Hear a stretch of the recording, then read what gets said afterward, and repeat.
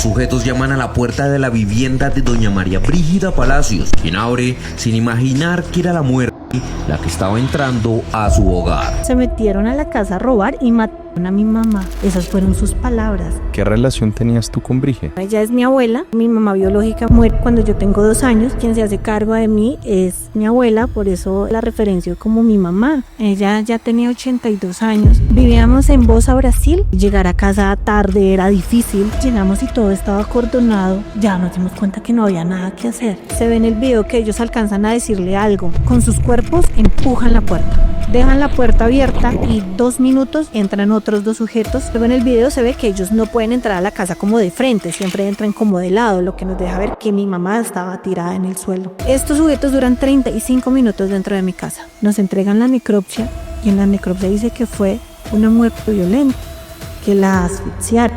¿Cómo las ve? Seguramente ella fue a gritar, le apretaron la boca, la nariz y parte del cuello con tanta fuerza que le partieron un diente y la ahoga. No le llegó sangre al cerebro y se murió. Nosotros no salimos a buscar los males. Ellos tocaron la puerta de nuestra casa y se llevaron la vida de mi mamá.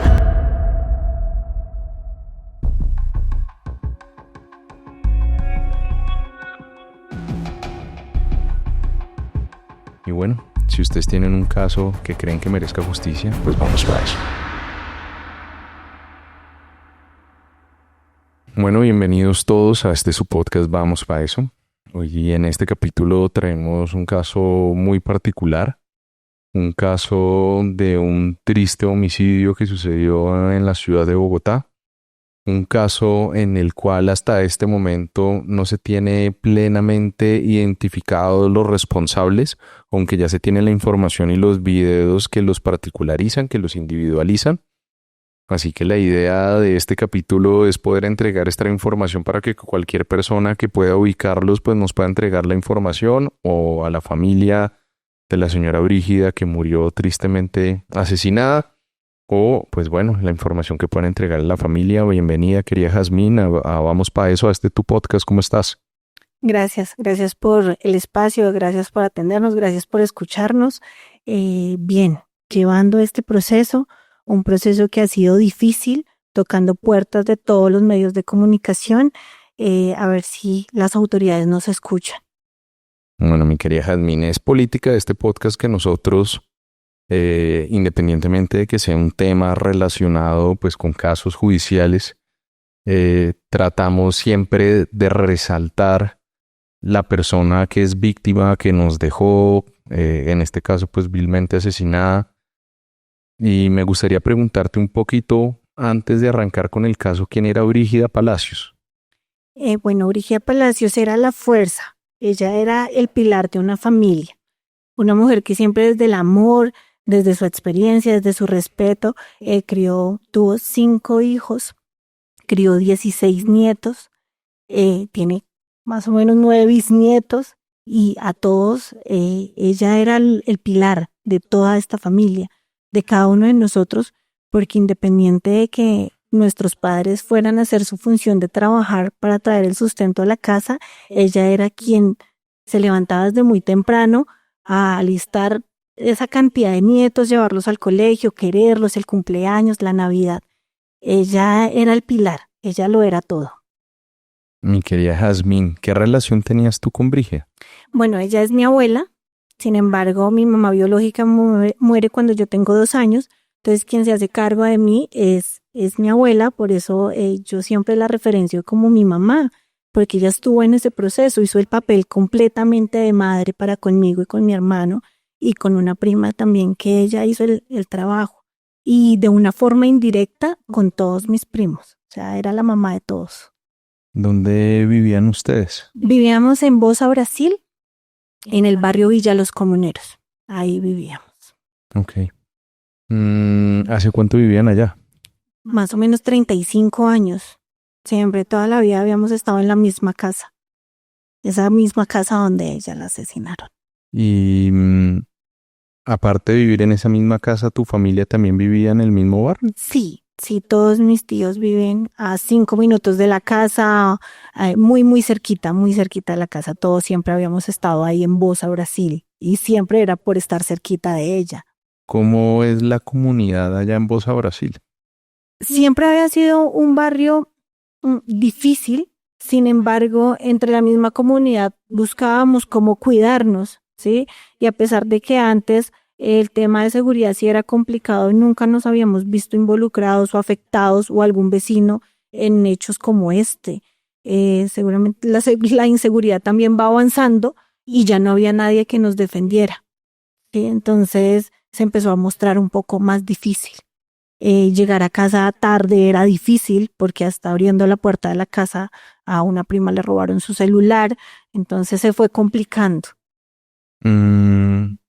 Cuando tú hablas de la inseguridad, por regla general, ¿qué tipos de actos componen esa inseguridad? Normalmente la comunidad, ¿cómo se ve afectada por esta inseguridad? Por robos, antes nosotros podíamos llegar a altas horas de la noche a la esquina de la cuadra y ya nos sentíamos seguros, ahora no pasa.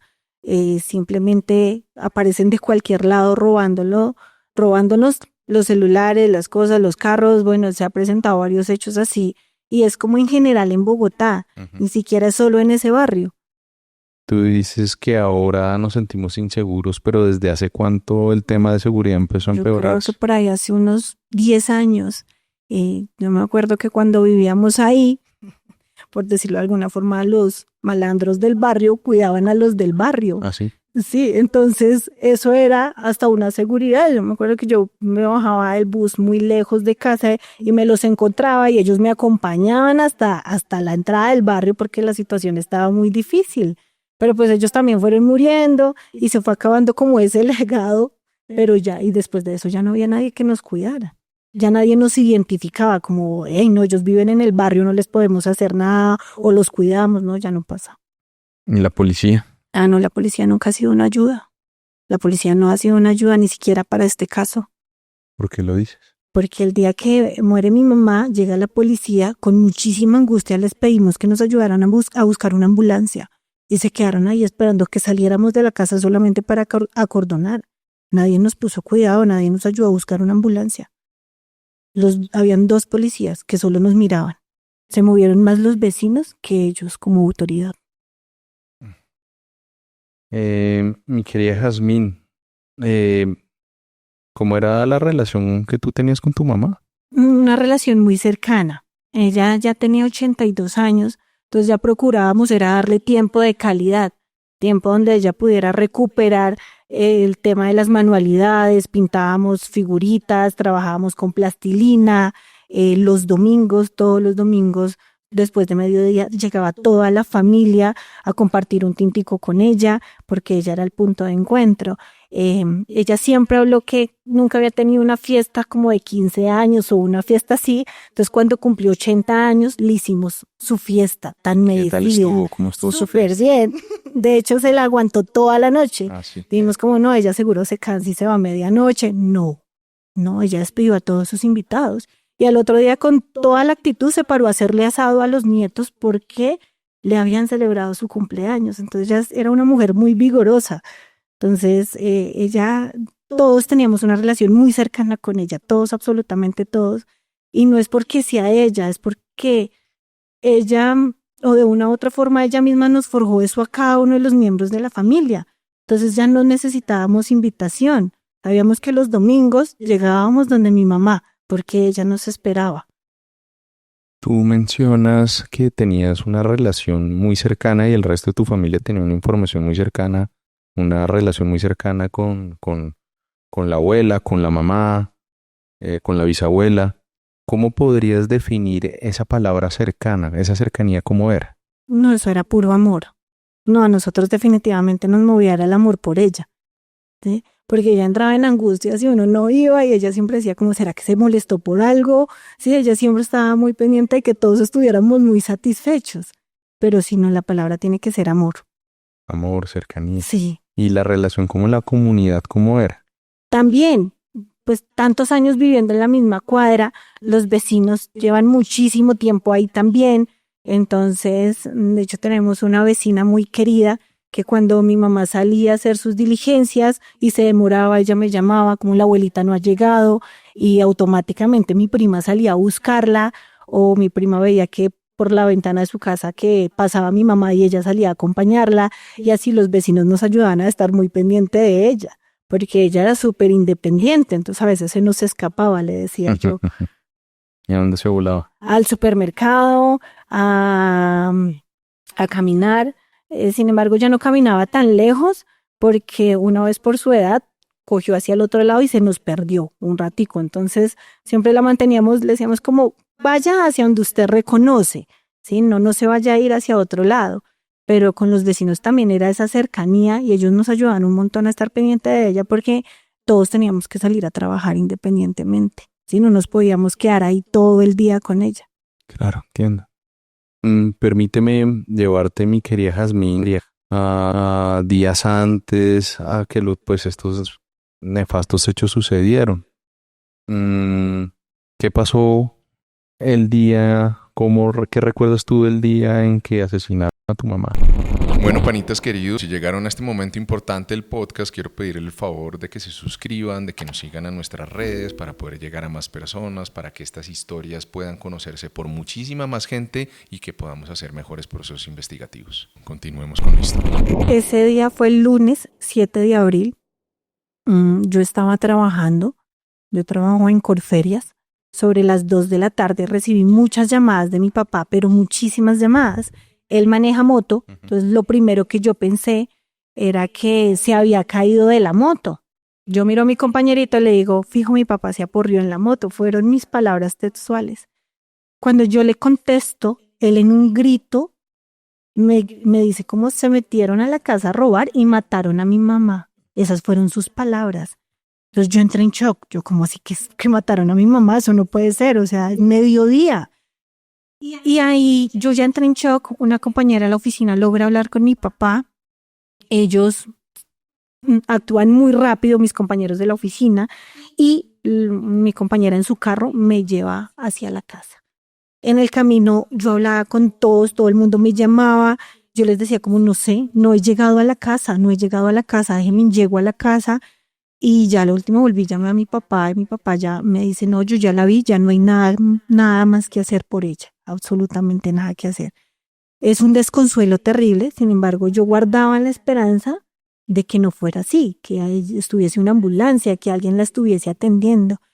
Llego a la esquina y veo todo acordonado. ¿A qué hora llegaste? Yo llegué 2:35 de la tarde, porque volamos en ese carro, o sea, la angustia era terrible, era como no encontrar el piso. Llegamos y todo estaba acordonado y ya nos dimos cuenta que no había nada que hacer.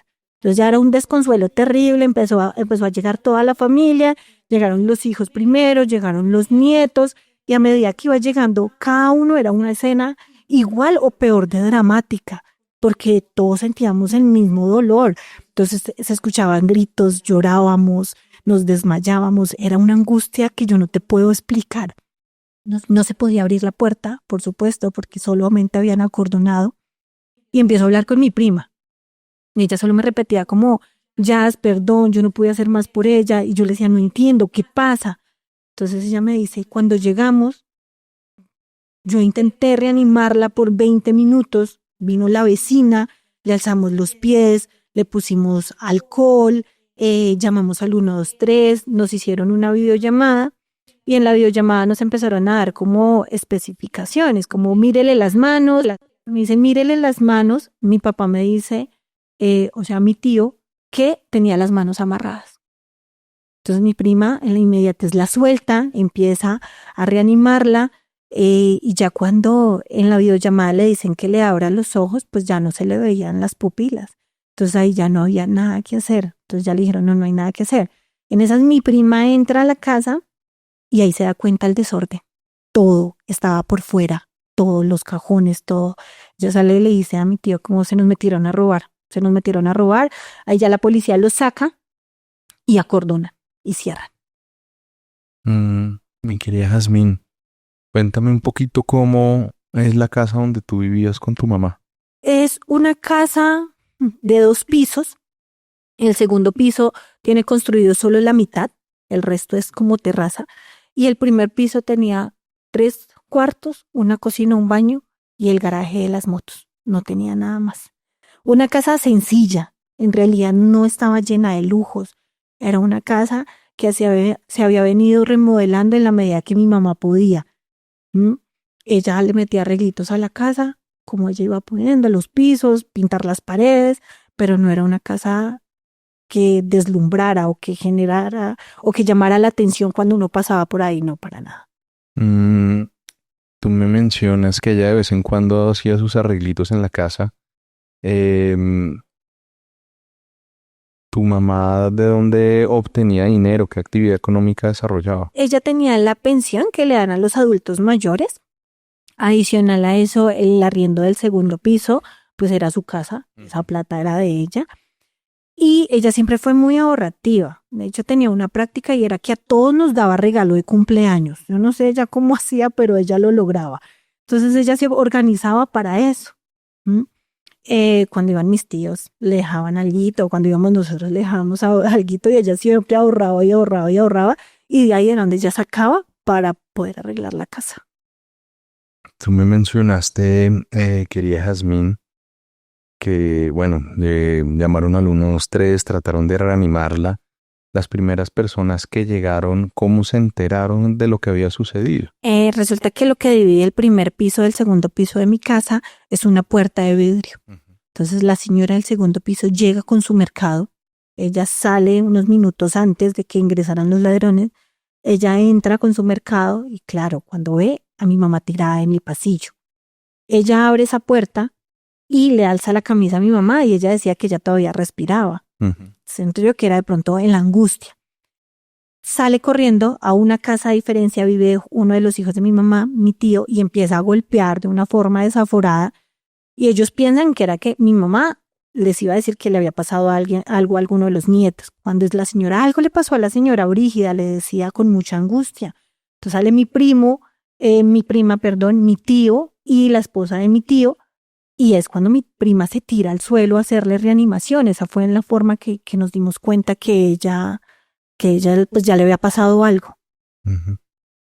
También me mencionaste que tenía las manos amarradas. ¿Cómo sucedió eso? Sí, el día anterior ella le había lavado todos los accesorios a una perra que tenemos. Nosotros tenemos una perra pitbull en la casa. Y ella le había lavado la correa, las cobijas, todo. Con la correa, con el collar de la perra que parecía una riata, con eso le amarraron las manos. ¿Eso dónde estaba puesto? Eso estaba en el cuarto de mi papá, que es el del medio, tiene una reja. Y en esa reja ella había colgado esas cosas para que se secaran. Y de ahí las cogieron para amarrarla. Y en las piernas en realidad era como un cordón de zapatos enredado, ni siquiera estaba amarrado. Pero ella sí tenía una almohada debajo de la cadera y una cobija debajo de la cabeza. Como si ellos la hubiesen acomodado. O sea, como si la amarraron primero. Y luego la acomodaron. No sé, suena hasta ilógico para que ella no se lastimara. Pero cuando entramos la vimos con la cobija. De hecho, en la inmediatez y en el desespero no se da cuenta uno de esos detalles. Porque mi prima lo primero que pensó era que se había desmayado, que le había dado un infarto o algo así. Pero nunca caímos en cuenta que estaba una cobija debajo de su cabeza y una almohada debajo de la cadera. Es decir, naturalmente las primeras personas que llegaron, tanto la vecina que vivía en el piso de arriba, como tu prima, tu tío y la esposa de tu tío, ¿cierto? Tu tía. Sí. La hipótesis inicial era que le había pasado algo. Sí, hasta que ella entra a buscar con qué desamarrarla. Porque ya ahí mi tío es el que se da cuenta que estaba amarrada, mi prima entra, tiene que atravesar el pasillo para llegar a la cocina y ella ya se da cuenta del desorden de la casa. Y ¿qué alcanzaron a revisar? Todo, absolutamente todo. Ellos nos sacaron hasta la última medida de los cajones estaban por fuera de los closets, las ollas estaban por fuera en la cocina, mi mamá en el patio, era una abuelita, entonces tenía muchas cosas en su patio. Todo el patio estaba totalmente revolcado, los colchones estaban levantados, el colchón del cuarto de mi papá lo abrieron con un cuchillo, sacaron todo, absolutamente todo. Me dijiste que cuando tú llegas más o menos a las 2:30 de la tarde ya estaba todo acordonado ¿Qué fue lo primero que tú viste? ¿Qué información te entregan en ese momento? La información era, en la inmediatez, ya el vecino nos empezó a entregar los videos. Sí, como que cuando ven la policía empezamos a mirar los videos, o bueno, los vecinos, porque nosotros no teníamos cabeza. Y podemos ver a la hora que entran, cómo entran. Y ¿Quiénes entran? inicialmente sobre las ¿O qué dos- se ven en los videos? Sí, sobre las 2. Acá les vamos a colgar Sí. todos los videos para que ustedes puedan ver y naturalmente, pues estas personas que salen en los videos son los responsables de la muerte del homicidio de doña Brigia. Sí, sobre las 12:35 del día se acercan 2 sujetos, le golpean la puerta, ella se demora en abrir por ahí como unos 2 minutos. Ella solo medio abre la puerta, se ve en el video que ellos alcanzan a decirle algo y con sus cuerpos empujan la puerta. Cuando empujan la puerta entran ellos 2. Dejan la puerta abierta y 2 minutos entran otros 2 sujetos y uno de ellos llevaba una pica con lo que arreglan los jardines. Y pasa uno que pues, se ha determinado que es el campanero. Ujú, Él tiene una chaqueta específica. ujú. Nosotros no hemos querido nombrar el grupo al que pertenece esa chaqueta porque todavía no hemos determinado si ese personaje hace parte de tal grupo. Ujú. Pero es como una chaqueta de alguna organización. Sí, un grupo de motos. Ok, Entran, cierran la puerta pero esa chaqueta se ve en el video. en el video. Sí, en Ok. el video se ve. Y él empieza a caminar por la cuadra y hay un vecino que está ahí también y él se acerca a hablar con el vecino y empieza a caminar por toda la cuadra. Estos sujetos duran 35 minutos dentro de mi casa, ¿A qué horas entran en específico? 12:35 de la tarde. ¿Salen a la 1:10? Sí, más o menos. Pero no salen al tiempo. Sale primero uno con una maleta amarilla, que era la de mi hermano. Sale el segundo con el casco de la moto de mi hermano. Y sale el tercero con la pica. Y el otro se demora como unos 5 minutos más y sale. Y cierran la puerta. Sin embargo, en el video se ve que ellos no pueden entrar a la casa como de frente. Siempre entran como de lado, lo que nos deja ver que mi mamá estaba tirada en el suelo. ¿Trancando la puerta? tal vez? Trancando la puerta, sí, porque no les permitía abrir la puerta bien. Entonces tenían que entrar como de lado. Eso es lo que se puede ver en los videos. ¿Cuántas personas me dijiste? 4. 4 y uno que estaba en la calle. 5 entonces. 5. ¿Estas personas, ustedes las habían visto en algún otro escenario? ¿Había algún antecedente con estas personas? Sí, resulta que el jueves anterior, mi mamá muere el lunes, el jueves directamente anterior, nosotros llegamos del Tolima porque a mi hermana que vive allá, un derrumbe se le había llevado a la casa, entonces habíamos pedido unos días para ir a apoyarla y ver en qué podíamos ayudar. Entonces ese día mi hermano se quedó trabajando en casa. Sobre mediodía, también a la misma hora, él tenía la perrita en el primer piso y ella empezó a ladrar con mucha furia. Uno conoce sus mascotas, sabe cuándo ladra de felicidad, cuándo ladra de rabia, y ella ladraba de una forma desaforada y golpear. Entonces mi hermano medio abre la puerta con el miedo de que se le fuera a salir la perra porque estaba furiosa y habían 2 personajes pegados a la puerta. Cuando abre mi hermano, uno de ellos se va, sale y se va. Y el otro se queda ahí, entonces mi hermano le dice que qué se le ofrece. Él le dice que no, que quería averiguar por un arriendo. Pues mi hermano le dice, no, aquí no estamos arrendando nada, y cerró de inmediato, porque uno se le hizo raro y 2 porque no podía trancar la perra, no la podía calmar. Entonces la perra seguía intensa y él dijo, voy a sacarla a dar un paseo, porque de pronto por eso está intensa. Cuando él llega a la esquina, se da cuenta que los tipos estaban en la esquina. Los mismos que él había visto y los mismos que habían tocado. Sí, que estaban en la esquina. Entonces él llama a la esposa y le dice que no puede ir a hacer una diligencia que tenía que hacer porque le había parecido muy raro y que no quería dejar sola a mi mamá. Entonces ella le dice, no la deje sola, vamos otro día. Él se devuelve y los tipos quedaron ahí, pero la perra desde lejos, ya que se soltaba. Ujú. Él entra y ahí quedó el tema. Él no lo volvió a comentar con nadie ni nada. El día del levantamiento de mi mamá, él estaba en una crisis y en un shock terrible. O sea, como que él no estaba ahí, él estaba en otro planeta. Y de la nada se acordó. Y me dice, ya, a mí el jueves me pasó esto, esto y esto. Yo le dije a la policía, buscamos los videos y efectivamente duraron como hora y media en la tienda de la esquina, dándole vueltas a la cuadra, seguramente esperando que mi hermano se fuera.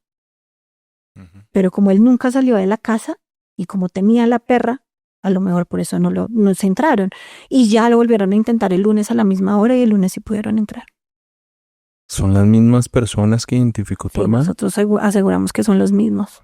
¿Son los mismos que se ven en los videos? Sí, son los mismos. ¿Tu hermano vio los videos Mi hermano vio los y videos. los identificó? Sí, señor. ¿Estas 4 personas las habían visto antes en el No. barrio? Nunca las habíamos visto antes. Y es muy curioso porque a mi hermano le gusta jugar fútbol. Ujú. Entonces él recorre cancha y cancha y cancha y nunca los habíamos visto antes.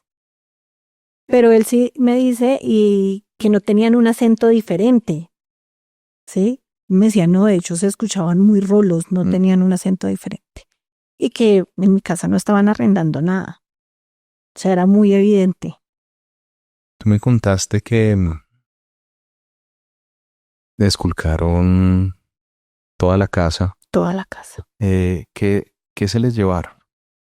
Se llevaron en dinero 25 millones de pesos más o menos porque teníamos unas alcancías que estábamos llenando con billetes de 100,000 y esas alcancías ya estaban casi llenas, eran 3 alcancías. Se llevaron un iPhone de mi hermano, se llevaron el celular de mi mamá. Ese día la señora había pagado el arriendo, entonces llevaron la plata del arriendo y cosas materiales, los 2 celulares y el casco de mi hermano. Que en total más o menos cuánto pudo ser. Pero hay unos 30 millones de pesos a llevar. Sí, calculados porque no teníamos certeza de cuánto podían haber en las alcancías. ¿Y ustedes han pensado como familia cómo llegó esa información a ellos o ellos detrás de qué podían estar? ¿Por qué estaban tan Definitivamente insistentes? ellos estaban detrás de la plata porque entraron en un horario donde sabían que mi mamá estaba sola. Entraron con una pica. La pica es porque los cuartos de mi casa no tenían las puertas de madera, sino puertas de seguridad, por decirlo de alguna forma, y con esa pica doblaron las puertas para poder entrar a los cuartos. Entonces tenían muchísima información y conocían mi casa por dentro para saber cómo entraban y por qué iban. Siempre se habían organizado cadenas, que es reunir un dinero en el barrio y según el puesto se sorteaban los puestos y según el puesto se le entregaba la plata a las personas. Nosotros creemos que iban detrás de eso, ¿sí? Que alguien les dijo cómo ellos organizan cadenas y iban detrás de esa plata. ¿Cómo no había funcionan otra esas solución. cadenas? En esas cadenas se reúne un grupo de personas que quieran participar y se ponen pelotas o tapas con la misma cantidad de personas y el número. Entonces, la persona saca la pelota y el numerito que le toque es el turno. Entonces, digamos, si son 60 personas, son 6 millones de pesos. Entonces, cuando le toque ese turno, recibe esos 6 millones y sigue aportando la cuota de la cadena hasta que se cumplan todos los puestos. ¿Sí? Para los que les toca el último puesto se vuelve un ahorro, para los que les toca de primera se vuelve una deuda, pero así funcionan esas cadenas. Y toda la vida se habían manejado esas cadenas. Mi querida Jazmín, ¿cómo fue ver a tu mamá? Difícil, muy, muy difícil, sobre todo porque fue la persona que más cuidamos, ¿sí? Nosotros entre todos la cuidábamos mucho, que llevarla al médico particular, que no pasara trabajos, que si se sentía mal hagamos algo para que se sienta mejor, verla ahí tirada, ¿sí? Tirada en el suelo, sin ningún apoyo, sin ninguna compañía, siente uno también como algo de culpa y uno empieza a repetirse, pero ¿por qué la dejamos sola? Pero pues uno luego vuelve a la realidad y es que teníamos que trabajar para poder darle todo lo que ella necesitaba. Fue muy difícil. Yo llegué y pues ya me habían contado toda la escena, pero para mi prima, mi tío, mi tía que llegaron y todavía tenían su deseo de poder salvarla y no lograrlo, ha sido más difícil. Para mi hermano, que era el que vivía con ella, ha sido muchísimo más difícil. Entonces, es una cruz que carga toda una familia, pero el proceso de levantamiento fue aún más terrible.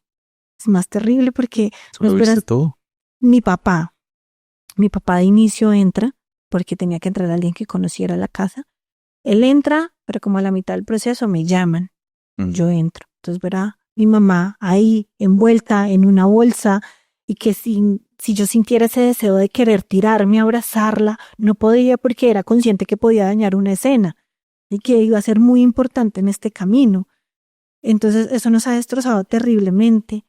Las palabras del investigador, que fue como seguramente se murió de un infarto por las señas, no tiene marcas, no, eso era un aliciente para el corazón en medio de tanta tragedia, porque decíamos, ok, si se murió de un infarto y no se dio cuenta qué pasó en la casa, está bien, pero no fue así. ¿Cómo fue? Nos entregan la necropsia y en la necropsia dice que fue una muerte violenta, que la asfixiaron. ¿Cómo la asfixiaron? Seguramente ella fue a gritar y le apretaron la boca, la nariz y parte del cuello con tanta fuerza que le partieron un diente y la ahogaron. No le llegó sangre al cerebro y se murió. La necropsia también muestra muchísimos detalles de todo lo que tenía. Entonces tenía marcas, tenía una lesión en la columna, seguramente cuando cayó. Tenía un golpe en la cabeza, pero no fue el golpe de la caída, lo decía la necropsia. Y que también lograr ese dictamen fue una lucha. ¿Por qué lo dices? Porque duré 1 mes y medio detrás de la fiscalía, detrás de medicina legal, enviando derechos de petición, comunicándome con los medios, llamando todos los días a medicina legal, con la noticia judicial preguntando sobre mi caso. Voy mínimo 1 vez a la semana a la fiscalía, porque la respuesta del fiscal fue como, por favor venga después del 30 de julio, que su necropsia ya está. Yo le decía, pero ¿cómo? Cuando de la necropsia depende a dónde vaya a seguir mi investigación. Y me decía el investigador, el fiscal, yo entiendo que para ellos puede que sea un número y que yo me levantaba de esa silla y llegaba alguien más, pero yo solo tengo un caso y se trata de mi mamá. Entonces, él me decía como, es que si se murió de un infarto, es trabajo de la fiscalía demostrar que se murió del susto, no porque tenía 82 años, no porque tenía condiciones de salud específicas. Y yo le decía, ¿cómo es posible si ella se murió?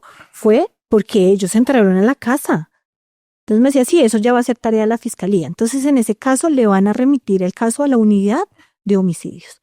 Pero si la necropsia determina que fue una muerte violenta, le devolvemos el caso a la unidad de homicidios y el investigador va a empezar a trabajar en su caso. Entonces, claro, yo tenía mucha urgencia por recibir la necropsia. Recibí la necropsia y no ha pasado nada. ¿Cuándo la recibiste? El 20 de mayo. ¿Y qué te dice la fiscalía post-necropsia? Yo fui a la fiscalía. La fiscal que me asignaron ha estado en vacaciones. Entonces siempre he hablado con el asistente del fiscal. También demostrando un desorden terrible. Yo estoy ahí presente y entre los fiscales que están ahí, no sé si son asistentes, si son aprendices, no sé, empiezan a preguntarse, ¿y esto dónde lo vamos a anexar? ¿Y esto quién lo pone? Y yo como, yo estoy aquí, se supone que ustedes son los expertos, ustedes son los que a mí me dan respuestas. Voy, me dice el fiscal como, los del CTI no han subido ninguna información al caso. Me voy a buscar al investigador y le digo, ayúdeme, todas las pruebas que le hemos entregado. Él me pidió... ¿Qué pruebas has entregado en fiscalía? Los videos del 3 de abril, los videos del 7, que fue el día del asesinato. El 3 de abril son los el jueves y los que dice tu hermano que sí. Estas dos personas que después estuvieron el 7, sí, estuvieron merodeando la casa. Esos mismos. Me pidieron que les ayudara a averiguar a qué grupo pertenecía esa chaqueta del campanero. Esa tarea la hice yo.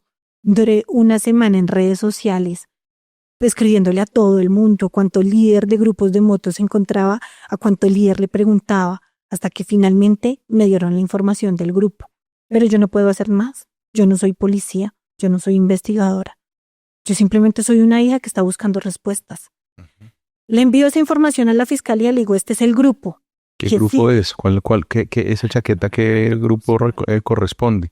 ¿O cómo son los símbolos? Es como un simio, ajá, como gritando. Ok. Sí. Y es que todo se nos ha puesto en el camino. Y es que además sí es muy importante porque si algún miembro de ese grupo ve este capítulo y quiere colaborar con la información de esa persona, pues va a ser muy importante porque estamos hablando de un delito muy grave. Sí, de hecho el líder del grupo me contactó por Facebook. ¿Y qué te dijo? Él me dijo que ellos ya habían hecho como un análisis de los sacos que O sea, tenía ellos su grupo. sí saben de la situación. Sí, ellos lo vieron por noticias, entonces él me escribió y me dijo que era que estábamos dañando el buen nombre de su grupo, que se estaban viendo afectados, para lo que yo les dije, como yo no he nombrado su grupo en ningún medio, Pero es que tú no tienes la responsabilidad que la persona que haya asesinado a tu mamá tenga esa chaqueta. tal cual. Entonces yo le dije, me dijo que ya habían hecho esa gestión de revisar quiénes tenían esos sacos, esas chaquetas, y yo le dije, lo único que yo le puedo decir es darle el número del caso y que usted vaya y dé una declaración libre a la fiscalía, porque yo no soy la responsable. Ya hay un proceso en fiscalía y yo voy a seguir con esta investigación. Y claro que su chaqueta estaba en la escena y vamos a seguir con la investigación, porque somos una familia en búsqueda de respuestas De justicia. y de justicia. Yo también lo entiendo a él como líder, pero también esperaría que él se pudiera acercar a la fiscalía y pudiera decir todo lo que él sabe, y si no sabe nada pudiera dar, no sé, un inventario de las chaquetas que tienen, a quién se les entregó, porque de algún lado ese sujeto sacó esa chaqueta. Totalmente. Entonces ellos me pidieron que hiciera esa tarea la hice yo cuando es tarea de una Y te entregaste los videos del 7, del 3, del 3 de abril, entregaste la información ¿El grupo? de ese grupo de motociclistas. ¿Qué más entregaste? nos han hecho entrevistas, le han hecho Ujú. entrevista al vecino que le digo que aparece en los videos, a él también le hicieron entrevista. Que vio todo, al parecer. Sí, según los videos, él vio todo, entonces también le hicieron esa entrevista. Y adicional, el día de los hechos, uno de los ladrones llevaba una gorra blanca y la dejó sobre el comedor. Y esa gorra se la llevó la fiscalía, el CTI en el levantamiento. Pero entonces, después de todo esto, el investigador del CTI me dice, es que yo sin una orden de policía judicial tampoco me puedo sentar a revisar los videos. Entonces yo le digo, entonces, ¿cuál es mi afán de entregarle pruebas si usted ni siquiera se ha sentado a revisarlos? Hablé con el líder de los investigadores del CTI de Palo Quemado y yo le dije, él me decía que lo disculpara, que eran una entidad que estaban mejorando, y yo le decía, yo lo entiendo, pero deme soluciones. Yo no necesito 3 palmadas en la espalda, yo necesito soluciones. Entonces él me dijo que se iba a dirigir a un señor de apellido Sandoval, que es como el líder de los fiscales también de Palo Quemado, para solicitarle todas las órdenes de policía judicial que necesitaba el investigador para empezar a trabajar. Y no ha pasado. Él quedó de darme la razón con el investigador que me asignaron. Le preguntó todos los días, hey, ¿tu jefe te dio alguna razón? No, no me ha dicho nada, no me ha dicho nada. Entonces, ahora mi tarea es a buscar otra vez a ese señor y decirle, venga, usted me ofreció su ayuda, pero en realidad deme su ayuda. Si no me la ofrezca para sacarme de su oficina. ¿Quién te dice? El líder del grupo de CTI de homicidios. Él me dijo que él me iba a ayudar con el de la fiscalía para que me dieran esas órdenes de policía judicial. Y yo entiendo que una entidad debe ir encaminada con la otra, pero ni ellos dos se ponen de acuerdo. Entonces es increíble que el mismo investigador me diga, no, vamos a subir a hablar con el fiscal porque como que nos echan la culpa a nosotros, pero ellos no me han dado las órdenes. Y así sucesivamente se han tirado la pelota y he estado de la oficina del investigador a la oficina del fiscal y no. A hoy, 30 de mayo, no he avanzado. ¿Qué fiscalía tiene el caso? La fiscalía 112. 112, la unidad de vida. Sí. Y en realidad lo que me dijeron era que era como casos por resolver, porque pues no sabían cuál había sido la causa de la muerte.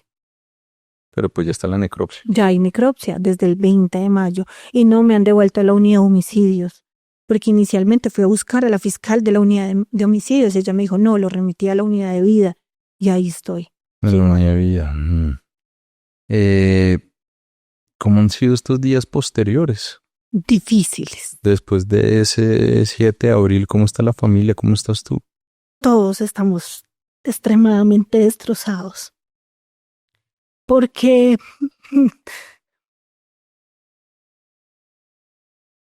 es como cuando te quitan el piso, cuando te sientes tan desorientado que no sabes hacia dónde, qué camino tomar, ¿sí? Y así estamos todos. Llegaron fechas importantes como el Día de la Madre y se vuelven todas estas primeras fechas sin ella, cuando todo era para ella.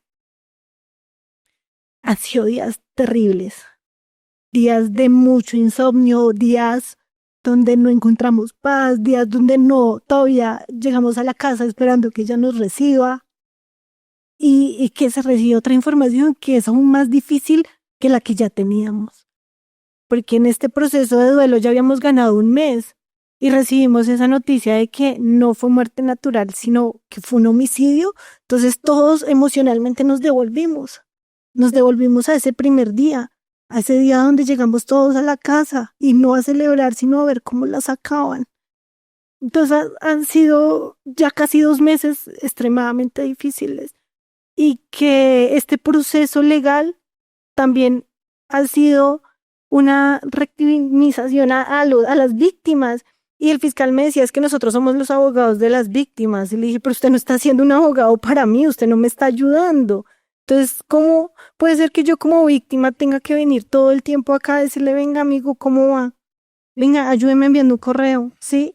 No puede ser posible. O que me diga, la necropsia se la entregó el 30 de julio, pero envíeme un correo por ahí el 15. Con eso me demoro 15 días respondiéndole y el 30 ya tiene su respuesta. Eso no puede ser una respuesta a una víctima.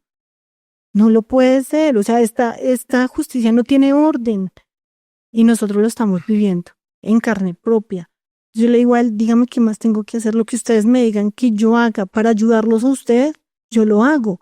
Porque yo necesito resolver el caso de mi mamá. Mi familia necesita resolver el caso de mi mamá. Mi querida Jazmín, obviamente pues el desarrollo de la justicia colombiana es muy frustrante. Sí. Es un desarrollo que uno como abogado tiene muchas dificultades de podérselo explicar a las víctimas. Más que todo no tanto porque uno no tenga claro los conceptos ni el conocimiento ni ese tipo de circunstancias, sino porque es muy difícil generar unas expectativas de justicia al menos prontas, porque hay muchísimos factores que entran a afectar, a influenciar las demoras de los procesos, entre eso pues una cantidad de trámites burocráticos y además pues una cantidad de congestión que hay dentro de nuestro sistema judicial. Y es muy difícil y es muy frustrante. No solamente obviamente para ustedes como víctimas que están a la espera de poder tener justicia frente a este, que es un homicidio agravado, que es un hurto calificado y agravado también. Me imagino que ese es el enfoque que le están dando. No sé. Es que, digamos, yo siempre he ido a preguntar cómo va mi caso, pero ni siquiera sé cuáles son los delitos que están incluyendo en mi caso. Y lo que digo, la explicación del fiscal que me atendió fue como tan vaga, como tan sin empatía, y que te reitero, yo los entiendo, ellos reciben casos como el mío seguramente a diario, y que pues, para ellos es el trabajo, pero para mí no. Sí, ¿no? Y además muy triste que pierdan esa calidez humana, porque es que detrás independientemente de que los casos sean diarios, pues hay una mamá, hay una familia, hay unas personas que no tienen por qué estar viviendo por eso, y más si esto fue producto de un delito de unos 5 miserables que quisieron robar, pero que terminaron matando, ¿no? Sí, así fue. Y que iban también a matarla, porque la necropsia no lo deja ver, ¿sí? Y acá es donde venimos también a hacernos muchas preguntas. ¿Qué daño les podía hacer una señora de 82 años? Y uno dice, iban a robar, róbense lo que quieran, enciérrenla en el baño, en un cuarto, pero ¿por qué la tenían que matar?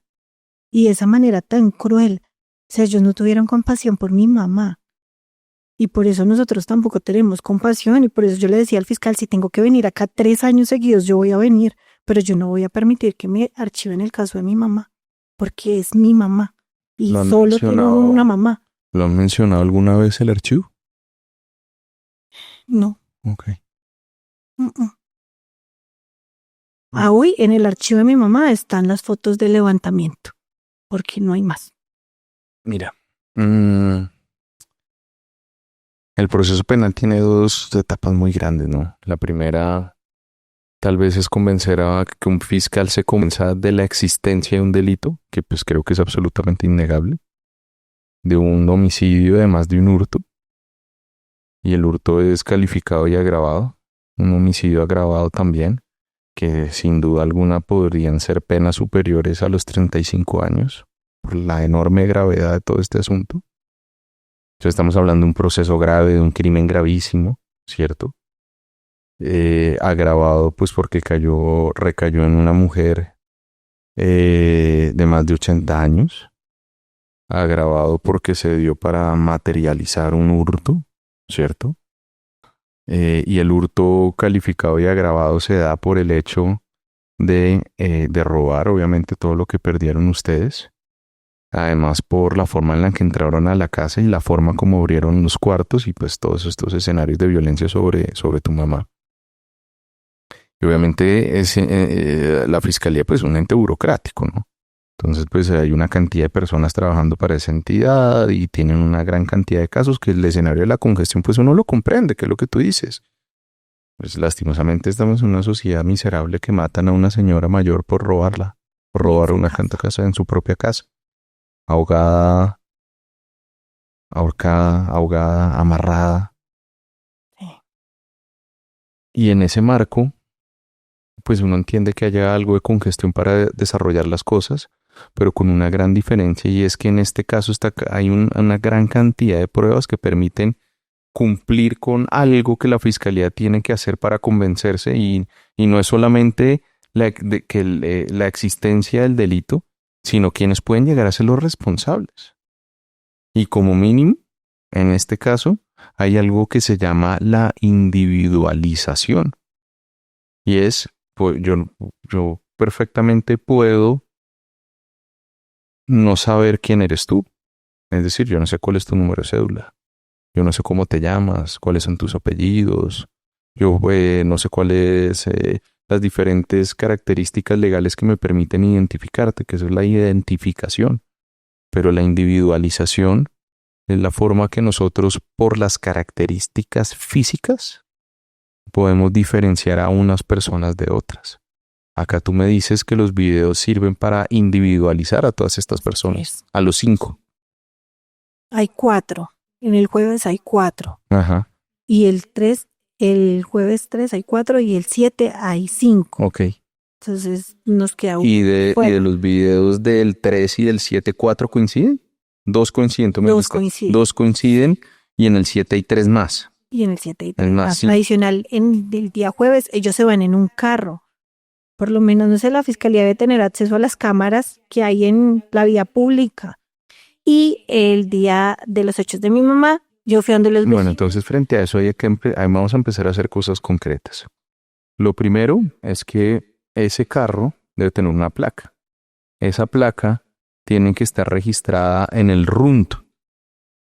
Esa placa y en ese registro único nacional de tránsito, esas personas, hay una persona que tiene que ser dueña de ese carro. Esa averiguación la pueden hacer ustedes. Es que en los videos no se ven las placas. Uh-huh. En el video solo se ve cuando se montan en un carro, pero por donde está puesta la cámara no nos permite ver la placa. Entonces hemos intentado lograr videos donde podamos ver esa placa y no los hemos conseguido. ¿Sabes si el CTI ha ido en labores de vecindario pidiendo cámaras? No. Ellos fueron al siguiente día que falleció mi mamá y se llevaron los videos que tienen ustedes porque yo los recuperé primero. Uh-huh.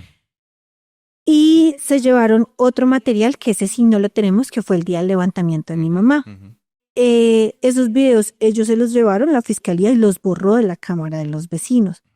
Yo después le dije a los vecinos como en el video de la cámara que yo logré recuperar se ve que ellos van caminando hacia una avenida principal que se llama Guayacanes. La Guayacanes. Sí, entonces yo le dije a los vecinos como déjenme ver las cámaras de ese día sobre la avenida. Y me dijeron no, la fiscalía se las llevó y borraron esos videos, no los tenemos. Ok. Entonces otro material que tiene la fiscalía por el cual tampoco me dan fe, porque me citan para que yo lleve material probatorio cuando ellos ya tenían un montón de videos y videos donde con certeza se puede ver. Ellos ingresan con la cara descubierta y salen con la cara tapada, pero cuando entran a la cuadra, alguna cámara los tuvo que haber registrado. Igualmente en los videos que tú tienes hay unas caras que se pueden ver y acá se las vamos a mostrar para que cualquier persona que pueda tener información sobre estas personas nos la pueda compartir y nosotros la podamos entregar a las autoridades. Pero además, independientemente de lo que se pueda hacer con el tema de la placa, con el tema del Registro Único Nacional de Tránsito, como se llama el RUNT. También hay otras cosas que se pueden hacer. Entonces sí es muy importante, por ejemplo, que con la próxima vez que tú vayas a Palo Quemado, preguntes dónde está la oficina del Ministerio Público y puedas solicitar una vigilancia especial del Ministerio Público en tu caso, porque debes mencionar directamente que hay mucha evidencia y que el proceso está muy quieto, en el sentido de que estás dependiendo de una cantidad de órdenes a policía judicial y que la evidencia ya está y que se necesita que se avisen porque ya existe la posibilidad de individualizar a las personas y que además con toda la información que ellos han hecho, que ellos han recaudado, seguramente van a existir más insumos para hacerlo.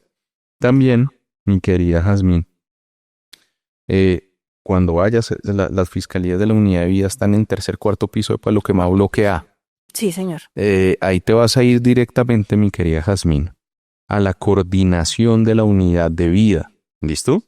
No vas a ir directamente donde el fiscal, sino vas a ir directamente a la coordinación de la unidad de vida y vas a pedirle que al coordinador, coordinadora que en este momento esté llevando la coordinación de la unidad de vida de las fiscalías seccionales de Bogotá y le vas a exponer la situación en la mejor forma, pero le tienes que decir que hace mucho tiempo hay una información, que que las personas ya están individualizadas y que tú necesitas que se pueda instalar un comité de seguimiento al caso para poder tomar decisiones que permitan avanzar en la indagación. ¿En qué proceso? Pues en ese proceso que tiene que hacer la fiscalía para convencerse de que los hechos existieron y de que hay unas personas que pueden llegar a ser responsables. No solamente con el tema de los videos, porque los videos solo nos va a permitir individualizar a las personas, pero lo que sí nos va a permitir hacer es al menos saber cuánto miden, qué características físicas tiene, si hay videos donde se puede determinar los rostros de las personas, pues qué características tienen, color de pelo, color de ojos,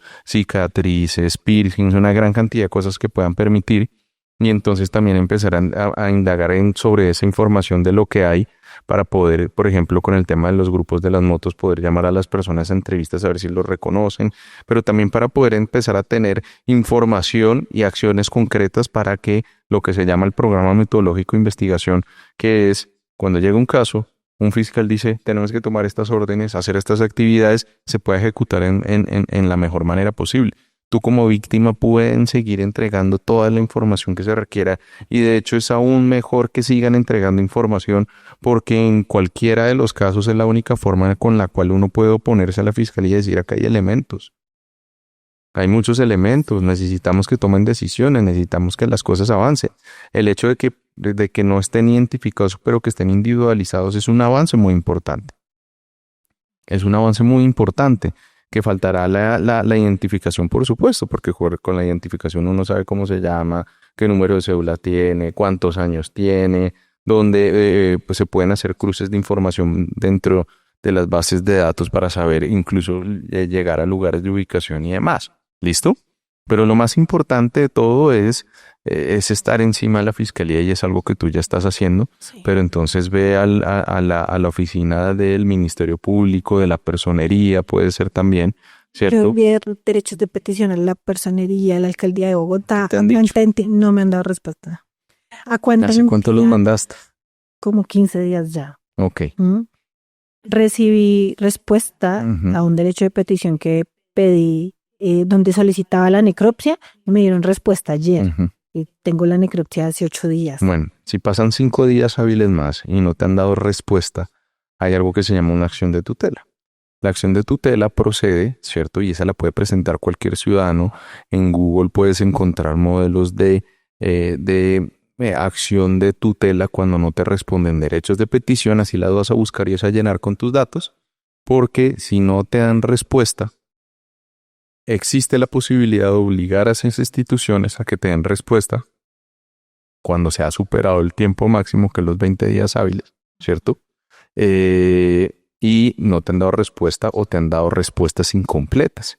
Entonces también tienes que saber eso y esto le sirve a cualquier persona que esté viendo el capítulo y que haya hecho solicitudes ante autoridades y no les hayan dado respuesta a través de derecho de petición y pueden presentar una tutela cuando no les han dado la respuesta. ¿Listo? Ok. Listo, yo lo voy a tener muy en cuenta y que siento yo que la fiscalía también piensa que como somos víctimas, nos pueden enredar o nos pueden sacar Pasa. de una forma muy fácil, Pasa. ¿sí? Entonces, he estado ahí todo el tiempo. Yo creo que el fiscal me ve y ya está aburrido de mi Pero presencia. tienes que seguir haciendo. Pero sí, Tienes que seguir haciéndolo. Tienes que seguir haciéndolo. Porque lastimosamente en este país los casos que se mueven son los que tienen doliente. Esto no es una justicia objetiva, no es una justicia imparcial, tristemente. No es una justicia que entre a resolver todos los casos que le llegan, incluso dándoles el beneficio de la duda porque no tienen recursos para hacerlo. Es la realidad. Es una justicia que no tiene recursos, que está desfinanciada y que nadie le para bola solamente para cuestionarla. Pero tú ves que tú me imagino que pues tú has ido a los despachos y te has dado cuenta también las condiciones en las que ellos trabajan, la cantidad de casos que ellos tienen. Y entonces eso implica que tristemente solamente salen adelante los casos que están las personas encima de ellas, bien sea con su abogado directamente ellas en el desarrollo de eso. ¿Tienes alguna pregunta, alguna duda legal que te gustaría que te resolviera? no sé cómo preguntar, también cómo va ese proceso de las muestras que tomaron de mi casa, porque ellos tomaron huellas, ellos se llevaron la gorra del ladrón, se llevaron la cobija que tenía mi mamá bajo la cabeza, se llevaron la almohada, se llevaron la correa, le tomaron un montón de fotos y huellas a mi mamá.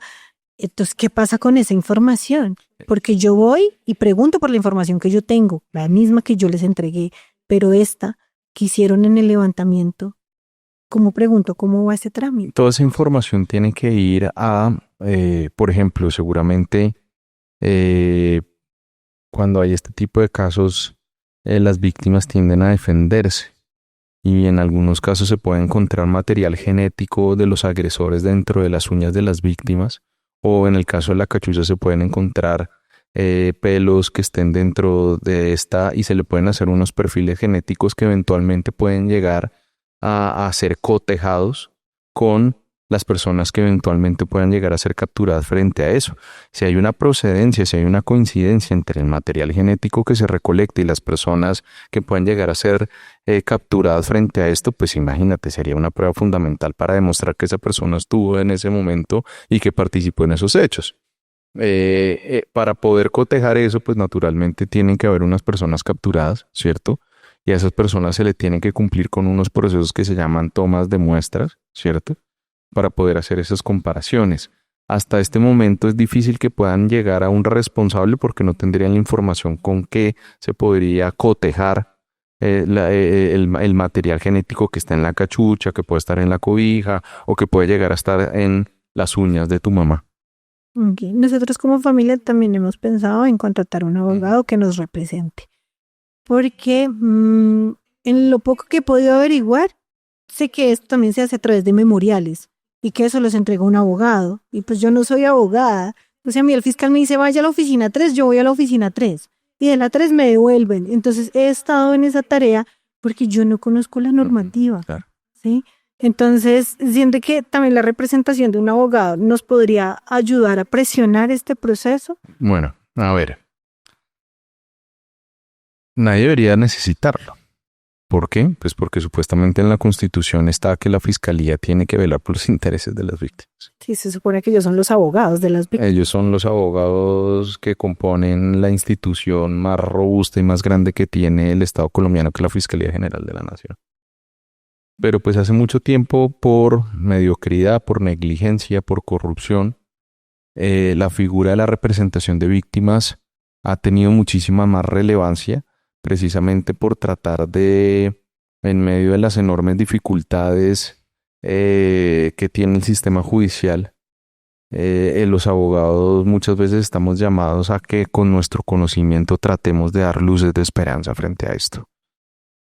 Yo creería que si ustedes tienen la posibilidad de contratar a un abogado podría ser una muy buena opción, porque a través del conocimiento de él se pueden encauzar bien las cosas, pero también hay algo muy importante y es que desde el conocimiento y la experiencia de él se pueda llegar a generarles a ustedes un panorama y se puedan forjar expectativas ciertas de acuerdo con las realidades y los tiempos que debe tener el caso. ¿Qué le dirías a estas 5 personas? ¿Qué mensaje les enviarías a ellos? Que piensen que hoy somos nosotros, pero que mañana pueden ser ellos, que ellos también tienen una mamá, tienen una esposa o tienen unos hijos. ¿Cómo van por la vida simplemente haciendo daño sin tener ningún reparo? Un llamado también a la conciencia. Si ellos se entregaran y nos evitaran este duelo y esta tarea tan difícil con la fiscalía para encontrarlos, sería muy beneficioso tanto para ellos, para sus familias, como para nosotros. Y ellos también podrían pasar presto.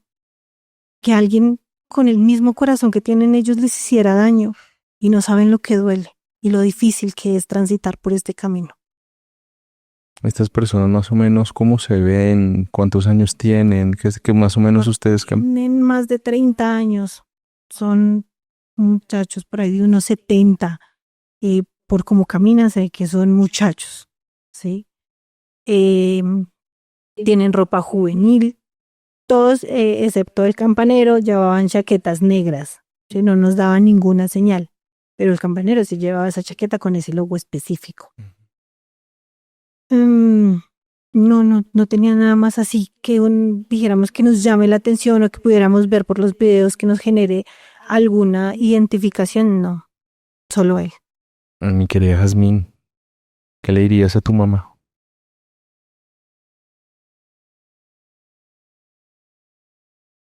Que la extrañamos mucho, que estamos aprendiendo a llevar esta vida sin ella, pero intentando honrar lo que ella sembró en nuestros corazones, que este proceso también nos permite sentir que seguimos haciendo por ella, a pesar que no esté, que si su presencia era importante, su ausencia también es importante, que vamos a luchar hasta lo último, que vamos a tocar todas las puertas y que vamos a lograr tener una respuesta para ver si podemos apaciguar este corazón, que ella sabe que la extrañamos, que la amamos profundamente y que pues vamos a seguir, siempre cuando ella nos muestre el camino. Bueno, mis queridos amigos, si ustedes creen que tienen un caso que merezca justicia, pues vamos para eso. Vamos para eso. Gracias, mi querida Jazmín. Gracias a ustedes. En Vamos Pa' Eso somos profundamente respetuosos de la presunción de inocencia y entendemos que esta solo puede ser refutada por un juez de la República. También consideramos que las personas que asisten a este podcast en la gran mayoría de los casos están ejerciendo su derecho constitucional a la libertad de expresión, materializada en su derecho al escrache, que no es otra cosa que poder denunciar públicamente en el marco de la imparcialidad, de la veracidad, del no hostigamiento virtual ni físico y naturalmente al no revelar datos personales que puedan individualizar e identificar a estas personas, cumplimos con los requisitos constitucionales del escrache. Es por eso que hacemos estos capítulos y es por eso que somos cumplidores de la ley y de la Constitución.